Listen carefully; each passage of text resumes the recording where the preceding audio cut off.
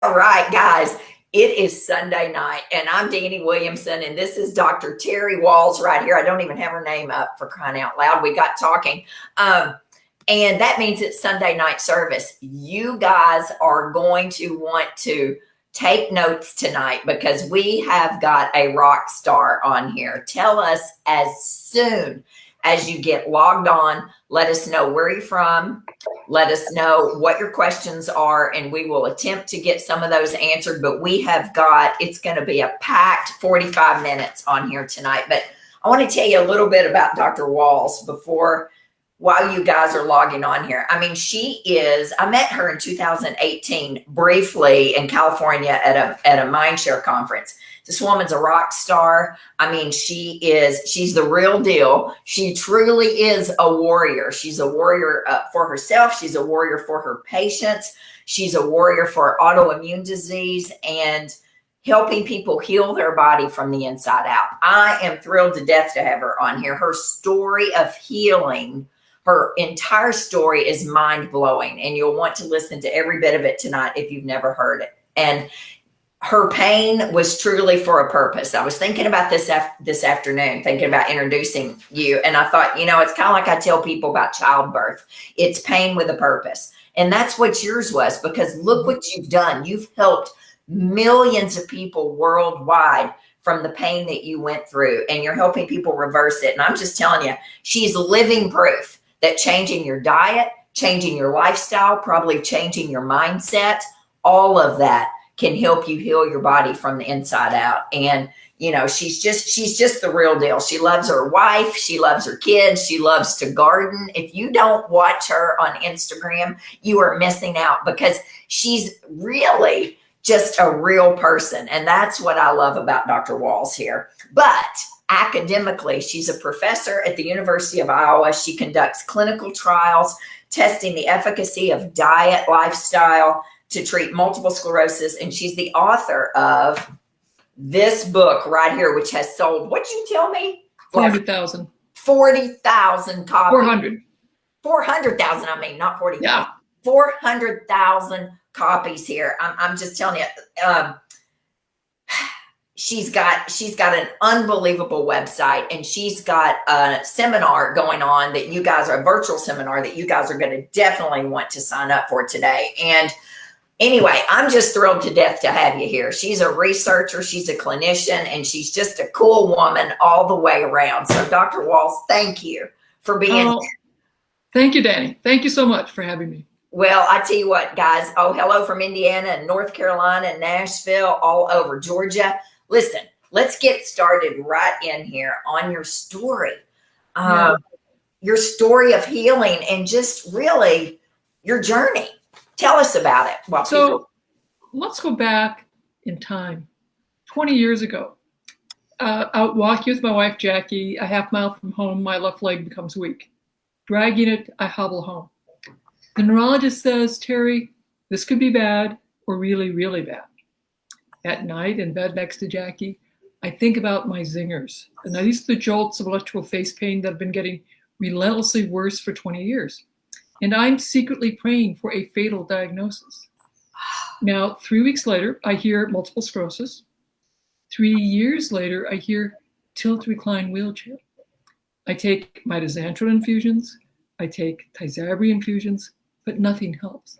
I am too weak to sit up at my desk. My face pains turn up. My 10-year-old daughter, Zebi, hugs me as tears stream down my face, and I'm grunting and groaning. But, I'm a physician. Night after night, I go to PubMed to read the basic science. And Dani, I begin experimenting on myself based on what I'm learning. And the speed of my decline slows. I'm thrilled. Yes. Then I discover a study using electrical stimulation of muscles. And I ask my physical therapist, can I try that? It's called e-stim. He gives me a test session, hurts like hell. But when it's over, I feel great. And I begin doing e-stim to as much pain as I can tolerate. All of my physicians tell me, you will not get better, Terry. You have secondary progressive MS. Functions while lost are gone forever. I add meditation. I redesigned my paleo diet based on all the science that I've been studying. And 3 months later, I sit at my desk, my zingers are gone for the first time in 27 years. 3 months later. 3 months. And then 6 months later, I walk without a cane in the hallways of the hospital, stunning everyone.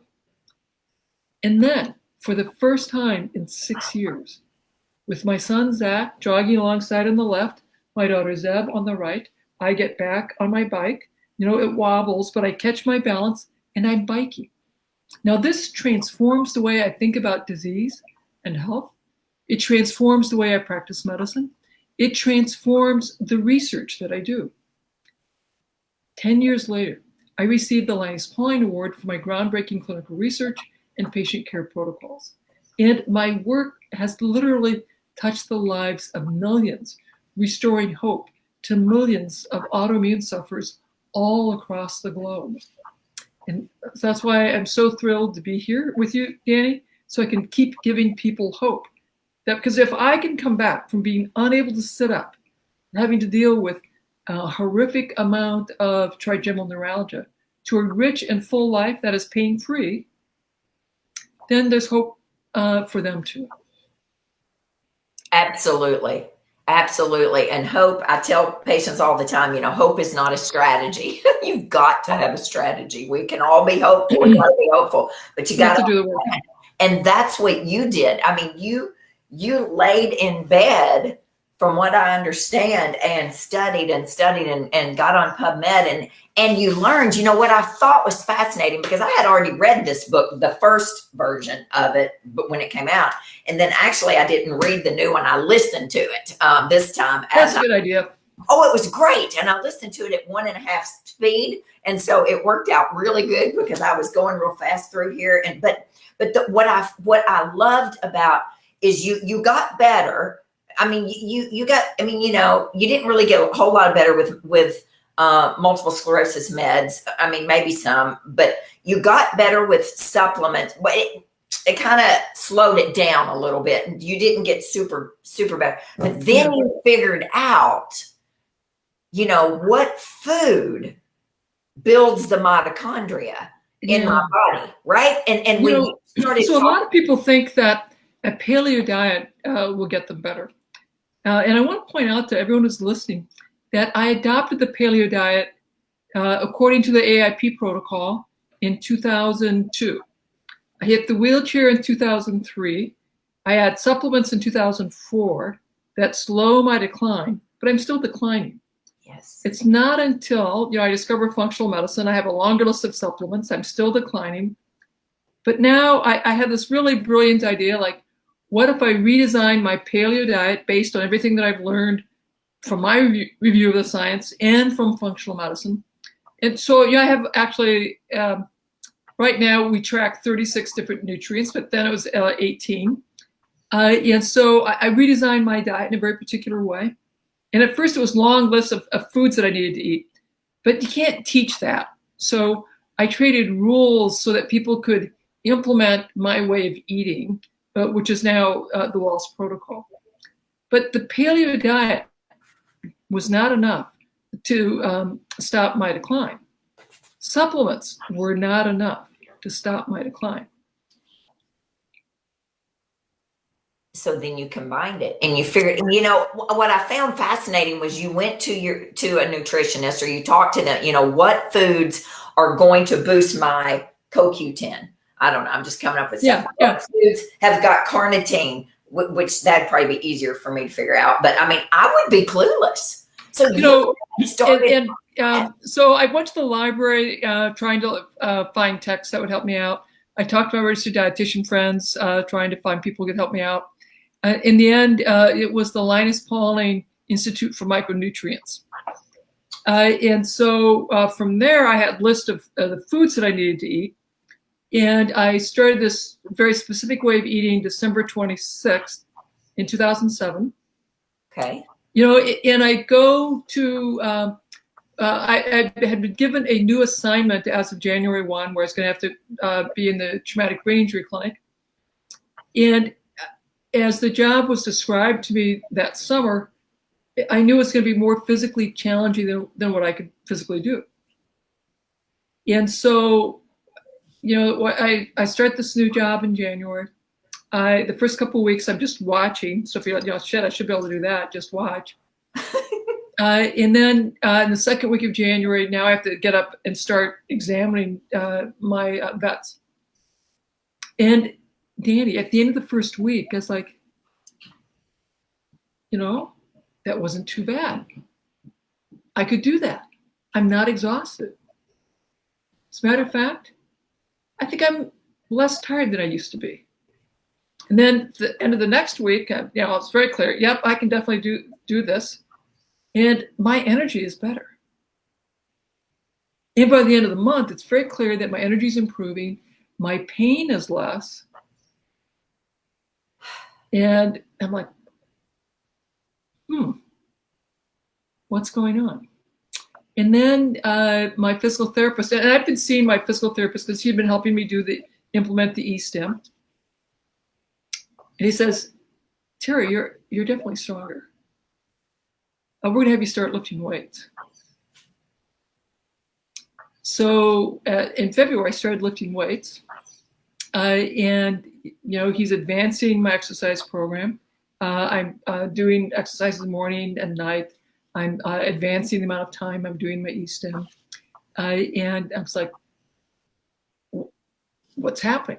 And then in March, so I think it was probably the first week of March, I have a letter to mail. And I don't know what possessed me, but I said, you know what? I'm going to try walking. And so I had walking sticks in my office. So I grabbed them and I put the letter in my pocket and I walked down the hallway to mail that letter. It's probably 100 yards. And so I'm running into people and they're like, oh my God, Dr. Wahls, what happened? You're walking. Now, mind you, 7 years earlier, when I first showed up in the wheelchair, people were like, oh my God, Dr. Wahls, what happened? You're in a wheelchair. So it was just so wonderful now to be stunning people now by walking. Wow. So tell me about, but before we get into just, all the things that have happened to you since then, I want to know how you chose a paleo. Like, I've always been real fond of a Mediterranean lifestyle. I just love. Yeah. So there's a lot to be said for a Mediterranean. There's a lot of great research for it. And what happened, I was seeing my neurologist in 2002, who told me about the work of Ashton Embry and how his son had reversed his MS following a paleo diet. She gave me his website. And at that point, I'd been a vegetarian for about 20 years, a low-fat vegetarian, lots of, black beans and rice and a lot of vegetables. So it's really very much a Mediterranean-like diet. But I read Ashton Embry's website, Direct MS Charity. Read Lauren Curdain's book on the paleo diet. Read about leaky gut, molecular mimicry, and I thought, okay, well, I will give it a try. And so it was a big deal. A lot of prayer and meditation to go back to eating meat. I had to gradually transition into it. And I did not improve. But then, I thought, well, who knows how long it takes for the brain and spinal cord to repair itself? It's certainly at least 2 years. Maybe it's 4 years. So I was like, at least I'm doing something. And so I stayed with it. And look what happened. Yes. Yeah, and, so I start that in 2002. Yes. So I've been doing the paleo diet carefully, AIP version of the paleo diet, as it was. And at that point, it was all about what you remove, very little about what you add. Yes. Now I've influenced them, so now the AIP is much more like Wahls, which is good because they learned from me that you have to focus on what you add That's as important as what you remove. Well, tell us with the Wahls protocol and the Wahls diet, the Wahls lifestyle. Well, what do you eat? So let me sort of come back to the Wahls protocol is a comprehensive wellness program. This is about having a nutrient-dense diet. And I've now laid out a plan that will take you from your standard westernized diet to a progressively more nutrient-dense specific diet that you can implement at the pace that works for you and your family. And for some, just doing a Mediterranean diet, which is really a pre-Wahls diet, may be enough to turn things around for you. And depending on your health condition, this clearly was not. And then we get progressively more nutrient dense, more specific, and perhaps a bit more prescribed. A great way to start with wherever you're at is to get rid of the added sugars, get rid of processed foods, and add more vegetables, particularly the non-starchy vegetables. And if you've followed me for very long, you know I'm very big on green leafy vegetables, the cabbage family, onion family, mushroom family vegetables, and things that are colored all the way through. So beets, carrots, berries, for example. And then we'll talk about some other more nuances. If you are willing to go there, things like organ meat, seaweed, things like fermented vegetables, sauerkrauts, kimchis. We talk about who might benefit from a ketogenic diet, why nightshades may be a problem or not. In the new book, you can hold it up again, Dani, I talk about oxalates, talk about histamines, and how to consider whether or not they may be an issue for you. And so diet is big. Diet's huge. Stress, what we're doing for stress, our sense of safety, the sympathetic, parasympathetic response, that's very important. Sleep, the quality of our sleep, that's very important. Exercise, strength, endurance, balance, those are very important. And then our willingness to do the work. And how I talk a bit about the Wahls behavior change model.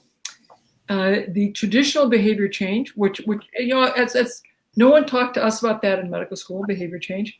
Now they're finally talking about it. The current model is pre-contemplative, contemplative, action, relapse, and then you have to, start again and again. That's right. My version has 15 steps because it's a more complicated, nuanced process. I talk a bit about the behavior change in my book, but we have to address the emotional, spiritual, religious side so that people are willing to do the work. Because when we create new habits that are helpful or extinguish habits that are harmful, that is generally uncomfortable. Mm-hmm. It creates discomfort. It creates work. It requires effort. And our brains, over millions of generations, have been wired to seek pleasure and comfort. Yes. And avoid discomfort. Therefore, in order to be willing to do the work, that's a really big ask. So I spend a fair amount of time talking about that in my book. In my practice, we talk about that. In the seminar, we talk about that. And we acknowledge that willpower is greatly overestimated. It's very difficult to have willpower that lasts more than just a few minutes. You bet. So if I look at temptation, I can maybe walk past that temptation in the store for 5 minutes, but to have it sitting in front of me at my desk for the rest of my days, the vast majority of us will not be able to resist that temptation. You're right. And you know, I kind of jumping around here. I was going to talk to you about change. Actually, change is so difficult. I think I read one time, I think when I was in nursing school, they did teach us a little bit. I think you can't scare someone into change. And I may be way off on this research, but I think there's something like 6 weeks after a patient has a heart attack, that I think the studies show that they're back to their old ways the majority of the time. I don't remember that exact research, but I think, and that's a scary experience. My dad just had a heart attack in May, and it's the hardest thing you'll ever do is change what's at the end of your fork, in my opinion. I think it's extremely difficult for people, and something we haven't touched on. If they don't have support at home, it's something that I wasn't taught to ask in school was, you know, do you have support? Do you have a husband, a wife, a partner? Are they going to be on board with you? Are the kids going to be fighting you? How do you address that with your patients? Because it's real difficult, like you said, to do something for a few days, but then when you're so we talk about this. We have a wonderful speaker that was last fall that talked about how we have these conversations with family members. Oh, yes. Because we often need help with that. And so that was just a really great session. So we're going to have her come back again next year because people so loved that session. Because this is a negotiation with your family members. And they're going to have self-autonomy. You need to have self-autonomy. And so the negotiation of your needs and their needs and how we can find a strategy that will work for them and for you. In occasionally that may require a family therapy and another person to help you with those conversations. But that's a very important topic. We had a great session on that topic in my practice and in my research. That absolutely is an area that we discuss with our study participants, and we discuss in my patients and in my clinical practice. Well, and the study participants, I would assume, versus the patients, I mean, there's really not much room for wiggle room with a study participant. Well, in the study, you have the intervention you want people to do. Yes. And we work very hard to have the patient and their family, their support person, go through, get educated, understand the rationale for why we've designed the diet the way we have, why the intervention is the way it is. And then in the next study that we'll be doing, actually in my current study also, we have monthly support groups that meet every month talking about their success, their challenges, and answer questions, and they talk to each other. And I'll tell you, Dani, what is probably the most helpful for behavior change is a peer group. A peer group. So a peer group that meets together on a regular basis. They develop friendships. They talk to each other. And so they may have a problem, let's say a spouse that's or grandchildren who come by and they can't figure out how to deal with the grandchildren. My staff and I can have some strategies, but I assure you, if a peer discusses their experience, it might even be the same strategies. It will land very differently from a peer who is navigating these same issues. So for behavior change, having access to a peer support group that you can have a longitudinal relationship with is very helpful. You bet. That's my 6th step to healing is cultivating community. And that's a huge piece of community as a support group, a peer group. I mean, there's a reason. A peer group to celebrate your success and to help you problem solve your challenges. You bet. I run a Hashimoto support group here in Nashville, have for 9 years. And that group, they hold each other accountable, and to things and diet change and things. So you worked with veterans for, Yeah. for a long time. I mean, I guess you still do. How do we talk about this with them on a diet? Because, you know, on a diet, on a budget. Like I was on food. Oh, yeah. For So, 5 you know, I love talking about this. At the VA. I always assume, like we were talking about before this, I'm from the country. I'm from Gilbertsville, Kentucky. I was on food stamps. I had no money. If somebody had asked me to do this, I would have been overwhelmed. How do we do it on a budget? And I love that you address that in this book right here. Yeah, yeah. And, you know, I talked to IFM, I talked to A4M. I said, you have to teach people how to help patients who don't have money, who are living on food stamps, who live in small towns, who live in food deserts. Yes. Because it is possible. And the VA was so impressed because I was able to implement this in primary care in the traumatic brain injury clinic that they had me get pulled out of primary care and create my own clinic. We called it the Lifestyle Clinic. So we did cooking classes. We taught people how to shop. We taught them how to meal plan.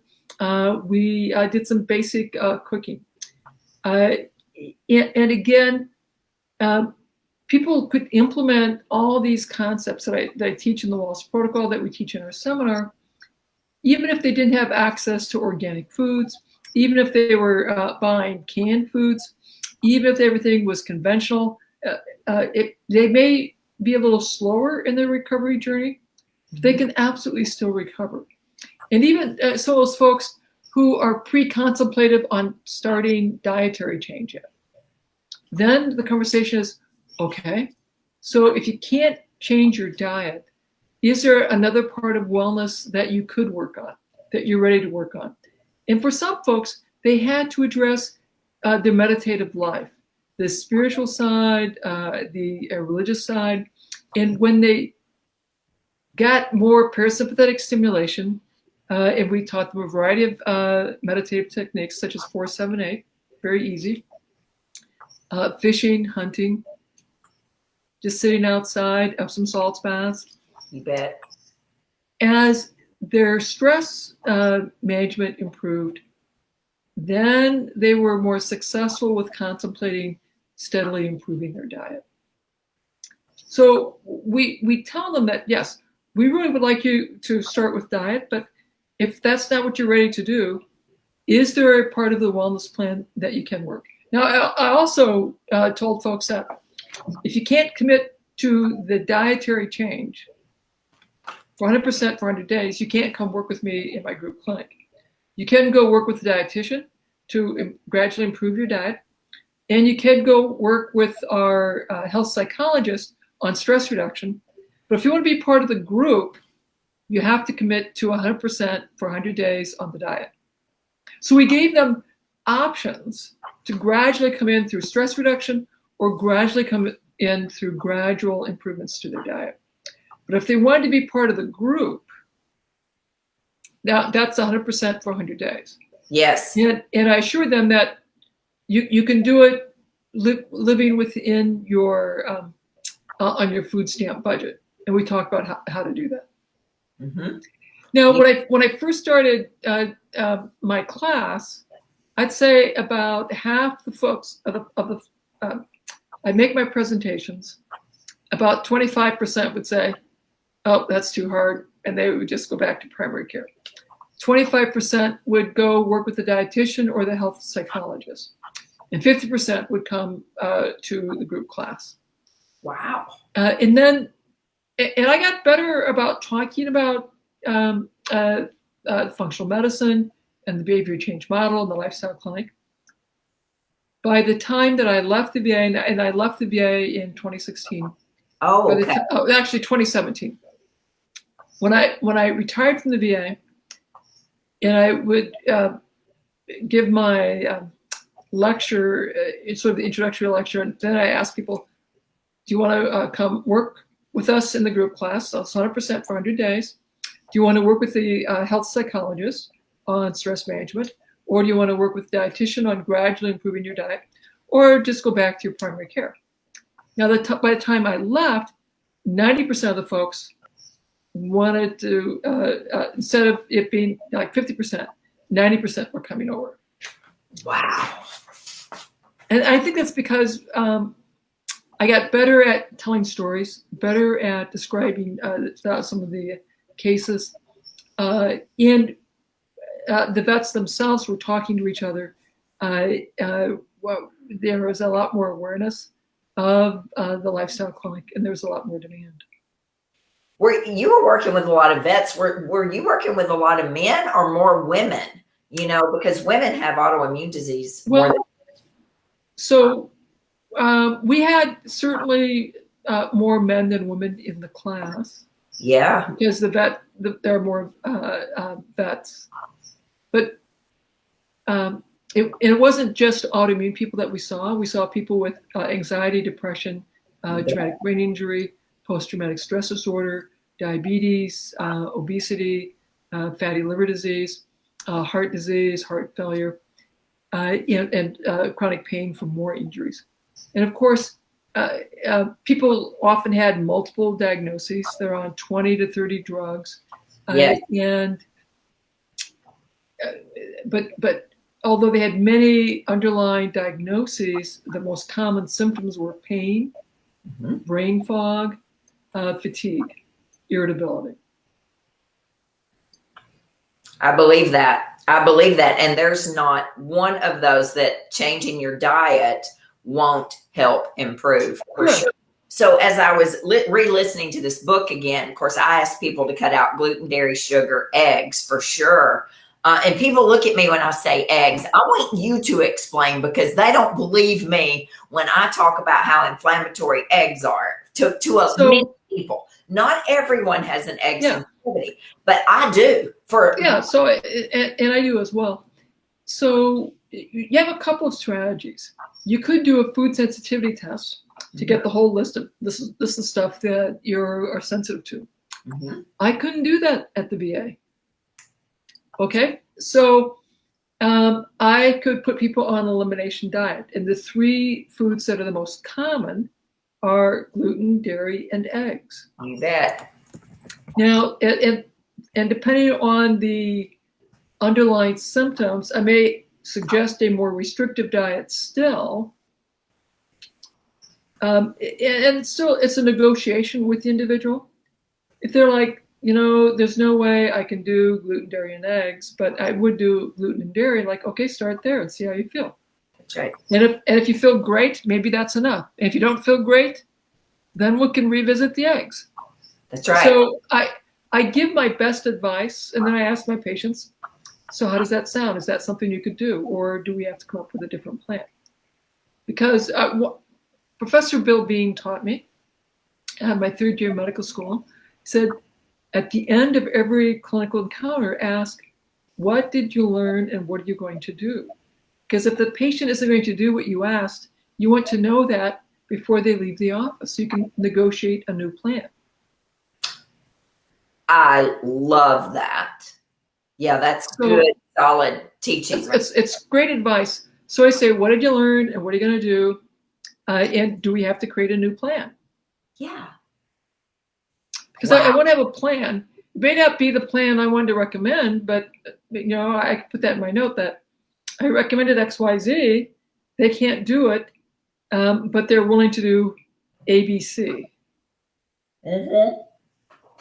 Okay, that's fantastic. It's interesting. You work a lot with men. You did at the RV. Men, for me, and it may just be me, but maybe you've seen this too. Men are so much more compliant. They leave the office, and the bulk of my practice is women. But when a man comes in and they don't feel well, now if they feel good, it's kind of, they don't want, nobody really wants to do that. But when they don't feel well, they come back to the follow-up and they have done everything I've asked them to do. And women negotiate more than men do. I think the man, if I give them advice and they don't want to follow up, they'll tell me. Yeah. Yeah. The woman who doesn't want to follow my advice isn't going to tell me. She'll just go out of the office and not follow my advice. So now I make it very much easier for people to tell me that they don't want to follow my advice, because I want to know. So I ask them, what did you learn? What are you going to do? And because, and do I have to negotiate another plan with you? Okay. I mean, every healthcare provider needs to ask our patients that. I'm going to write it down. I'm going to message you and get that down. I don't want to write it down right now, but I'm going to start doing that with all of you all that are my patients on here. What have you learned? What are you going to do? What do we got to do? All the things. We're going to get this.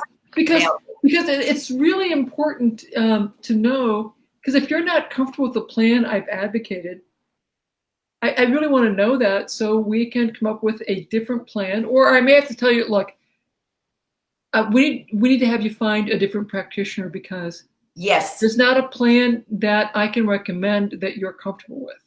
That's right. And that's okay too, because my style isn't for everyone. Amen to that.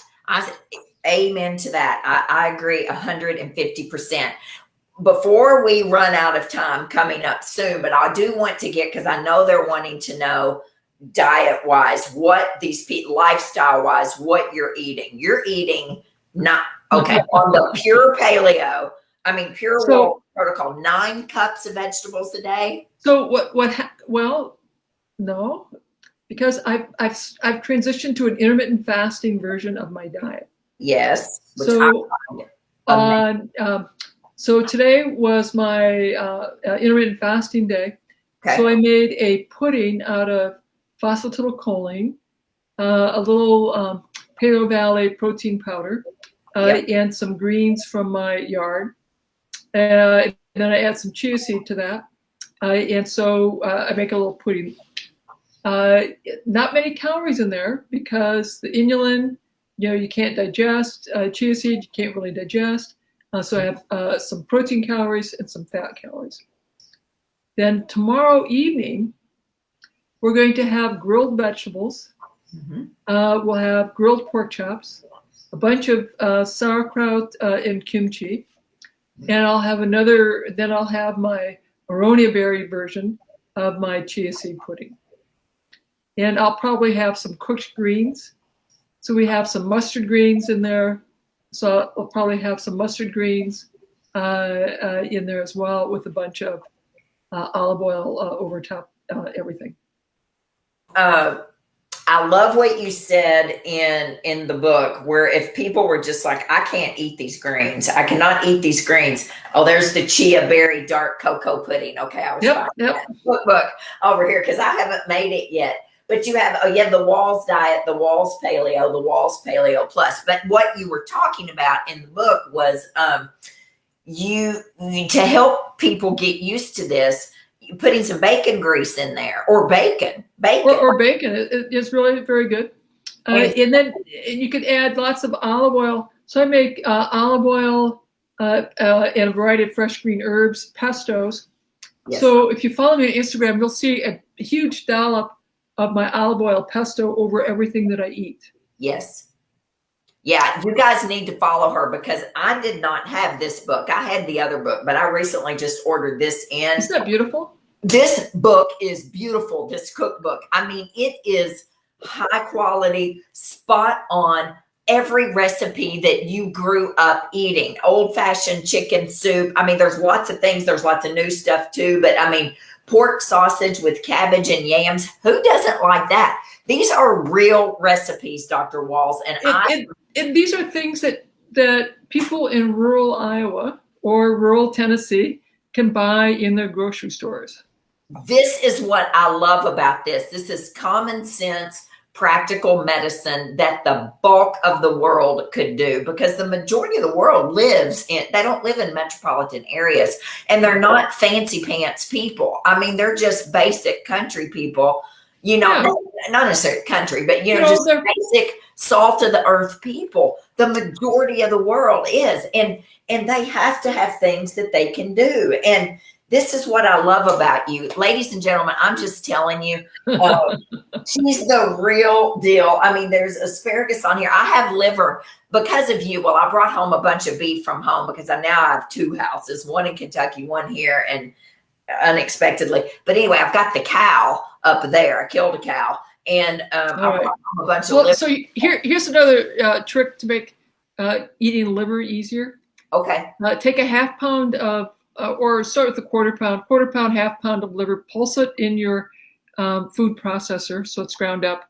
Then add your ground meat in the food processor, a pound, mix it together, and now make taco out of that, or meatloaf out of that, or spaghetti red sauce out of that, and you've masked the liver. Is that just?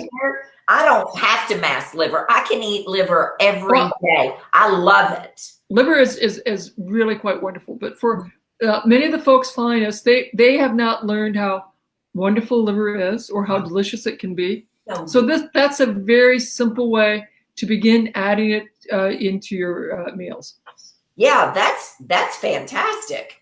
And do that. Is that recipe in here? I don't know. I'm sure I talk about it. Yeah, you did. You talk about it in the book. For sure. It may be actually in the book here. But guys, this book is fantastic. And again, it's common sense, practical medicine. It's a lot, it's a lot to it. Do you take a lot of supplements, or do you take anything specific? I love your take on vitamin D. So love it. I do take some supplements based on precision medicine. Yes. And so the supplements I want everyone to think about are know your vitamin D level. Yes. And take vitamin D supplements to get your vitamin D in the top half of the reference range. Okay. Think about an omega-3 fatty acid. Mm-hmm. Know your homocysteine. You bet. And be sure to take B vitamins and methyl groups as needed to get your homocysteine in the target range. And then beyond that, it really depends on your diagnoses, your family history.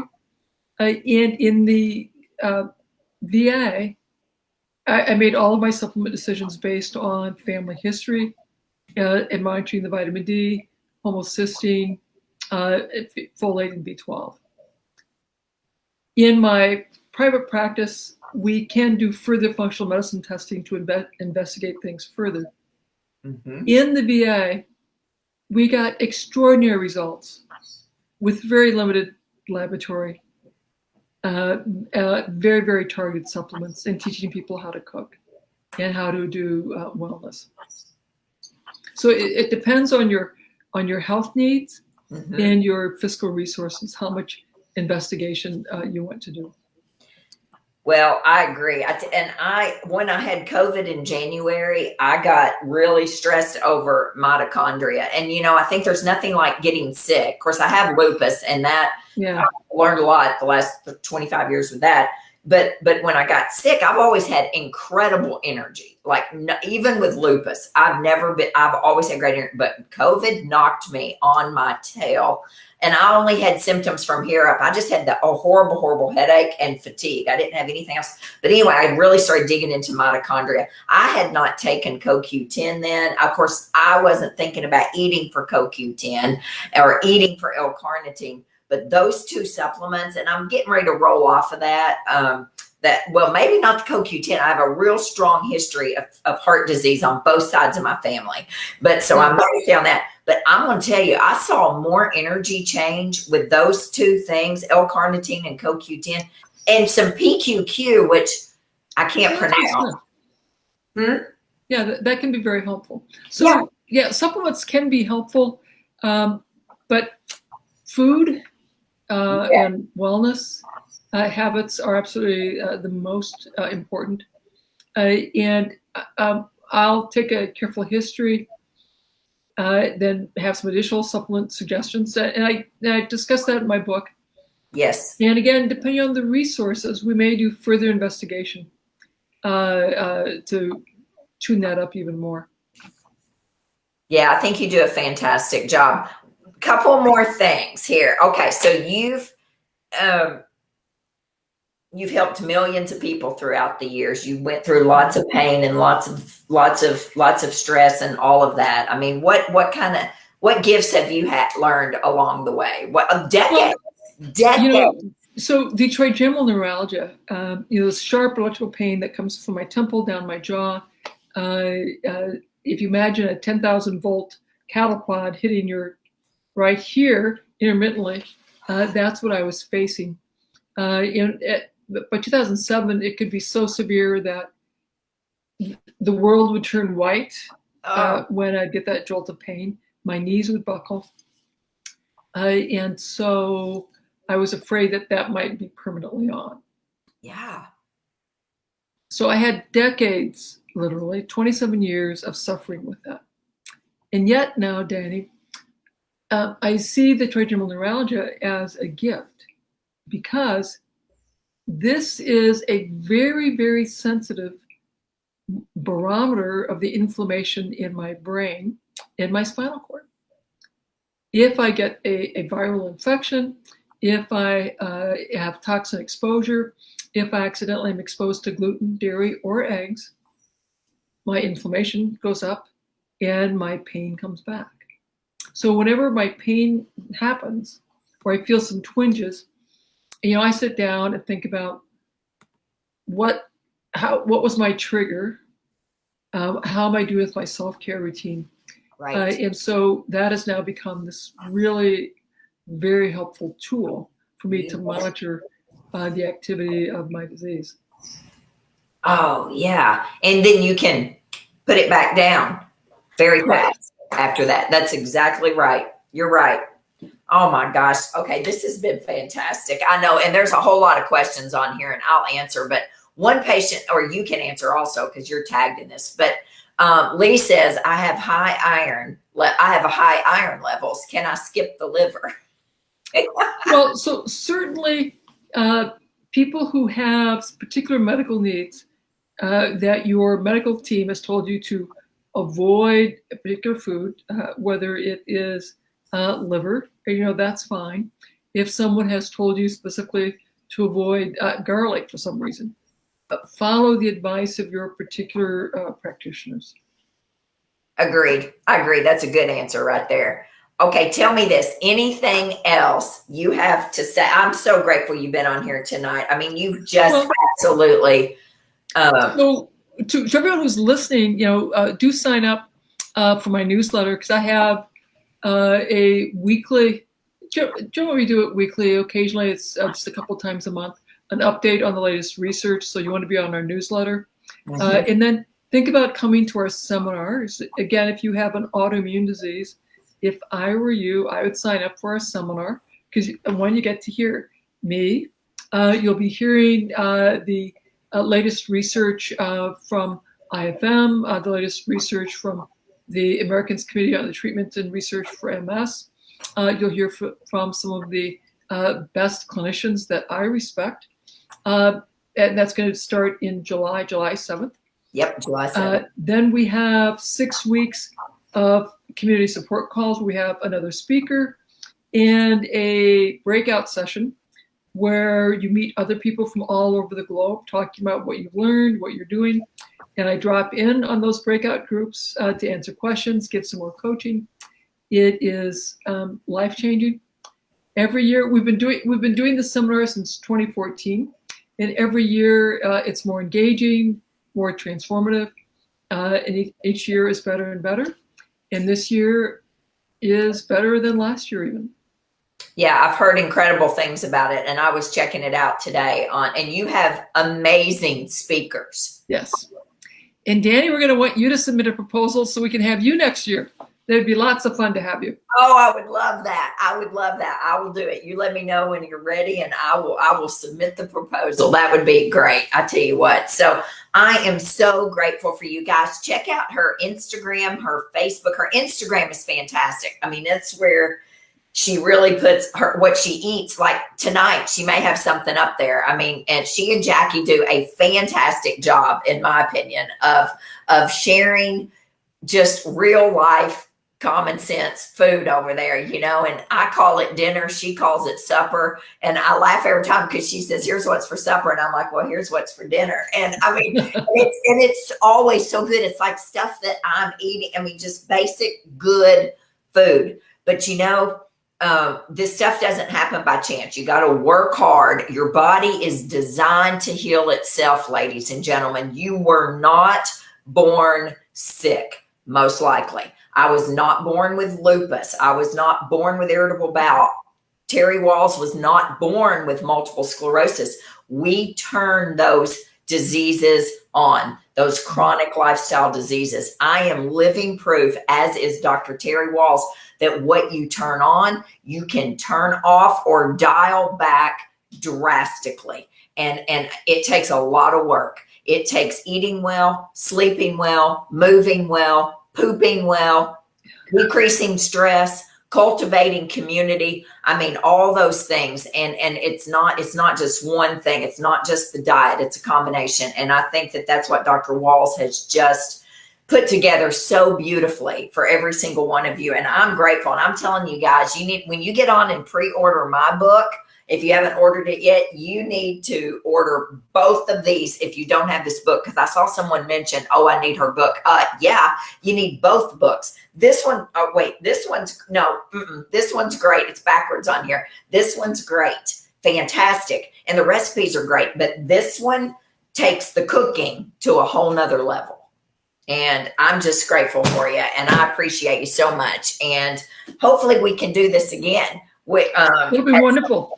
But go join her seminar. Go sign up for her seminar. I'm telling you, she has some of the best. I love Joan Rosenberg, Dr. Rosenberg. Yeah, her talk was really great. Whoa, I don't know what she talked about, but I'm just telling you, she too is the real deal. And she's really great. And all right, guys, listen. Dr. Wahls is going to have her great dinner tonight and all. Next Sunday night is on here is is Deborah Atkinson, Flipping 50. She's in our Mindshare community. Yeah. You know her? I love her. She's good.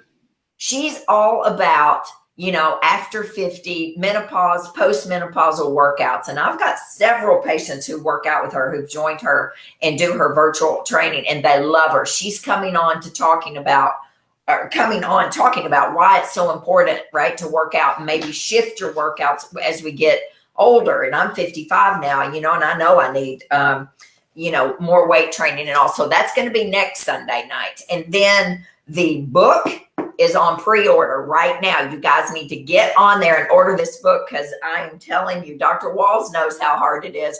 I mean, 400,000, I'd be real happy with 40,000, 4,000 to start with, but it's a great book. And this different than Dr. Wahls' book, right? But it's our stories of healing, and it's common sense, practical medicine. And mine starts off with that whole adverse childhood experience, what I went through as a child, which set you up for a lifetime of chronic diseases if you let it. But I've turned that around. So get on there and order that book. But also this month, June is Pride Month as well. It's also Dementia and Alzheimer's Awareness Month. And I have 6 posts coming up, 2 weeks on Instagram, all on brain health, protecting your brain. My mom has Alzheimer's. And so we have six posts on healing the brain, decreasing the neuroinflammation with diet and exercise and sleep and all of that. And statistics, which, every 66 seconds, someone's diagnosed with Alzheimer's disease. And that is getting more and more and more and more. It kills more patients, more people every year than prostate and breast cancer put together. And it's a disease of prevention, as you know this. Right. And so Dr. Dale Bredesen is the leader, in my opinion, in this. And we'll be talking about his work as well. He's going to be at our seminar. It's going to be a great talk. I can't wait. I mean, I was so excited when I saw you post that. But all right, guys, everyone has loved this. Thank you for this great info. God bless you, Dr. Wahls, says Liz Ragsdale. This is one of my favorites right here. She's a good one. And I mimic what Liz says. Thank you, Dr. Wahls, and we'll see you later.